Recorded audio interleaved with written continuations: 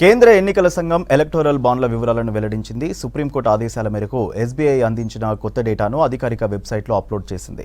ఇటీవల బాండ్లకు సంబంధించి ఫస్ట్ లిస్ట్ రిలీజ్ చేసింది ఈసీ. అయితే అది అసంపూర్తిగా ఉందంటూ ఎస్బీఐపై సుప్రీంకోర్టు ఆగ్రహం వ్యక్తం చేసింది. దీంతో తాజాగా అందించిన డేటాను వెబ్సైట్లో అందుబాటులో ఉంచింది ఈసీ.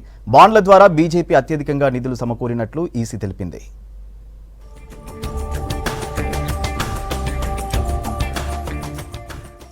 భారత ఎన్నికల సంఘం ఎలక్టోరల్ బాండ్లకు సంబంధించి కొత్త డేటా వెల్లడించింది. ఎస్బీఐ ఇచ్చిన ఎలక్టోరల్ బాండ్ల వివరాలు, బ్యాంకు ఖాతాల సమాచారాన్ని వెబ్సైట్లో అప్లోడ్ చేసింది.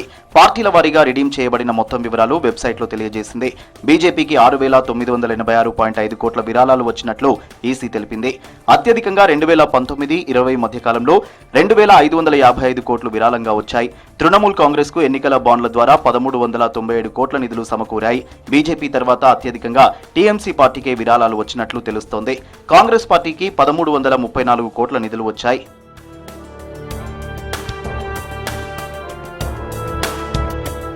ఎన్నికల బాండ్లతో బీఆర్ఎస్ పార్టీకి 1,322 కోట్ల రూపాయలు విరాళాలు వచ్చినట్లు ఈసీ తెలిపింది. బాండ్ల ద్వారా అత్యధికంగా నిధులు పొందిన 4వ పెద్ద పార్టీగా బీఆర్ఎస్ నిలిచింది. వైఎస్ఆర్సీపీకి ఎలక్టోరల్ బాండ్ల నుంచి 442.8 కోట్లు, టీడీపీకి 181.35 కోట్లు, డీఎంకేకు 656.5 కోట్ల రూపాయలు విరాళంగా వచ్చినట్లు ఈసీ తెలిపింది.